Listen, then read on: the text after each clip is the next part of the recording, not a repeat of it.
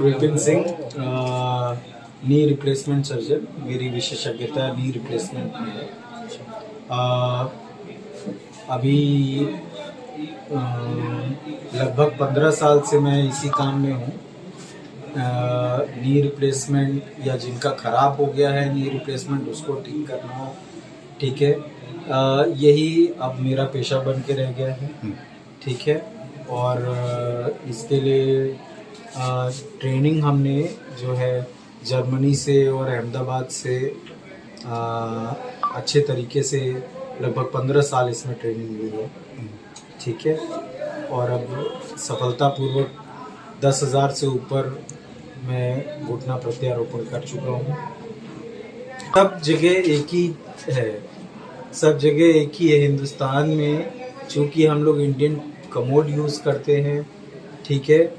ज़्यादातर सिर्फ मऊ की ही बात ना करें, पूरे पूर्वांचल में, ठीक है, घुटने की प्रॉब्लम बहुत ज़्यादा घर घर में, ठीक है। ऑपरेशन जब एक लेवल के ऊपर वो ख़राब हो जाता है तो उसमें ऑपरेशन की ही ज़रूरत पड़ती है, और उससे डरने की ज़रूरत नहीं है, क्योंकि इसके मामले में भ्रांतियाँ बहुत फैली हुई हैं कि भाई अटल बिहारी वाजपेयी साहब का हम नहीं सही हुआ तो हमारा कैसे सही होगा। लेकिन वहीं मनमोहन सिंह साहब भी हैं, गुजराल साहब भी हैं, जिनका हुआ है तो उनका नाम कोई नहीं लेता, वो सफल हुआ, ठीक है। सफलता की एक सफल घुटना प्रत्यारोपण के पीछे डॉक्टर का, टीम का और पेशेंट के खुद के विल पावर का बहुत महत्व है। और ये बहुत ही सक्सेसफुल सर्जरी है आज की डेट में। तब के समय से अब के समय में बहुत अंतर आ गया है, टेक्नोलॉजी में बहुत अंतर आ गया है। अब 10 मिनट में ये सर्जरी ख़त्म हो जाती है, ठीक है। और उसी दिन से पेशेंट चलने लगता है, पाँव सीधा हो जाता है, और बेड रेस्ट नाम की चीज़ करनी ही नहीं पड़ती। अभी लेकिन कॉस्टिंग को लेकर काफ़ी लोगों में कॉस्टली है ये सर्जरी, कॉस्टली है। अभी अमूमन आपके यहाँ जैसे कोई व्यक्ति आता है, मरीज, कितना खर्च आता है? अमूमन डिपेंड करता है उनका बोन कैसा है, ठीक है, स्नायु कैसी है, मसल पावर कैसा है, इस पे अलग अलग तरीके के इम्प्लांट्स हैं, ठीक है। तो जो किस पे किस तरीके का इम्प्लांट सूट करेगा उसके हिसाब से उसके खर्च भी होते हैं। और डॉक्टर साहब, घुटनों को सुरक्षित रहने के लिए प्राथमिक तौर पर किस तरह से आप दिनचर्या अपनाएं ताकि घुटना खराब होने से बचे? खराब हो जाए तो मजबूरी है कराना, लेकिन पहले क्या देख रेख करें, क्या सुझाव? ये अच्छी बात रही कि कैसे इस चीज को, इस प्रॉब्लम को कम किया जाए। सबसे बड़ी बात तो आपको 2-3 चीजें बताऊंगा मैं। इंडियन टॉयलेट जो है, हम लोग को लगता है कि प्रेशर नहीं बनेगा वेस्टर्न टॉयलेट पे, तो स्विच ओवर नहीं कर पाते हैं। लेकिन जो इंडियन टॉयलेट है वो सबसे बड़ा कारण है आर्थराइटिस, ये घुटने खराब होने का, घुटने के आर्थराइटिस का।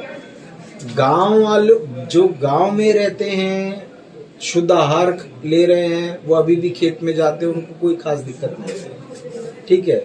लेकिन हम लोग शहर में रहने लगे हैं, अपार्टमेंट कल्चर में, ठीक है, तो ना तो उनको धूप दिखती है, ना खान पान वैसा है, ठीक है। तो बोन की क्वालिटी भी हम लोग की बहुत खराब होती जाती है। इसलिए शहरों में तो गांव के मुकाबले शहरों में इसके पेशेंट ज़्यादा हो रहे हैं। कारणवश हम धूप का अच्छा सेवन नहीं कर रहे हैं सुबह सुबह, ठीक है। प्रोटीन और कैल्शियम के जो जिन पदार्थों में ये सब चीज़ें ज़्यादा हैं, खाद्य पदार्थों में, उसका सेवन बढ़ाना चाहिए। रेगुलर एक्सरसाइज जो है वो बोन की क्वालिटी को बनाए रखता है। तो रेगुलर एक्सरसाइज, आपकी प्रॉपर डाइट और टॉयलेट हैबिट्स और धूप सेकना है। तो आखिरकार शहर के लोग कहाँ जाए शौच करने के लिए sir? Western toilet, western toilet, वही तो बता रहे हैं कि वेस्टर्न टॉयलेट, बल्कि गांव में भी अगर जिसको प्रॉब्लम है तो अब वेस्टर्न टॉयलेट। उसे कई लोग हैं जो कि ऑपरेशन नहीं करा पाते हैं, लेकिन इसी से काफी आराम मिला रहता है उनको कि वो जब इंडियन टॉयलेट से स्विच ओवर करते हैं वेस्टर्न टॉयलेट पे, वो काफी रिलीफ उनको उसी से मिल जाता है। तो ऑपरेशन कराएं ना कराएं, लेकिन जिसको प्रॉब्लम शुरू हो गई है तो वो बचाव के लिए थोड़ा उनका घुटना कम उनको परेशान करे, वेस्टर्न टॉयलेट एक सबसे पहला स्टेप है जो कि लेना चाहिए। और दूसरी बात, अब हम नी जॉइंट की बात करते हैं, इसके साथ साथ लगे लगे हिप जॉइंट की भी बात करना जरूरी है, जो मैं सबको बताता हूँ।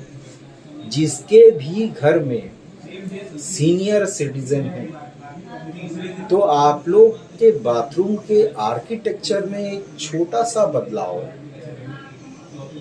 आप सीनियर सिटीजन्स की लाइफ में बहुत बड़ा बदलाव ले आ सकता है।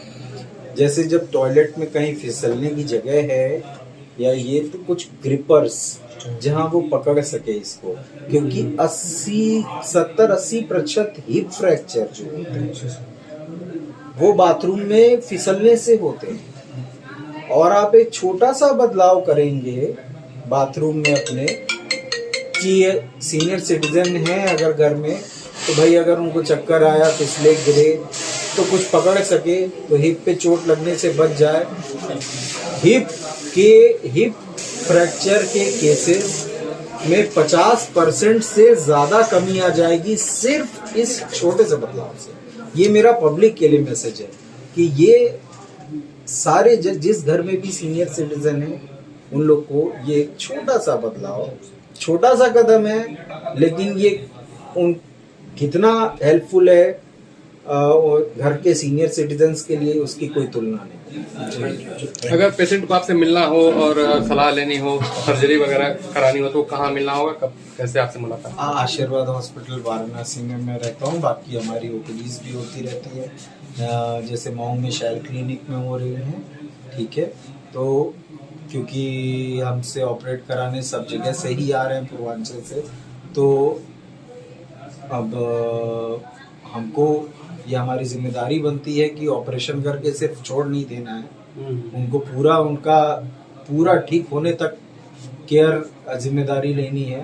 तो हम लोग ने इसी को देखते हुए हर डिस्ट्रिक्ट में, हर टाउन में ओपीडी भी शुरू की है कि जहाँ के पेशेंट है उनको बार बार ऑपरेशन के बाद दिखाने ना आना पड़े, उनको फॉलोअप की सर्विसेज रेगुलरली मिलती है। Thank you.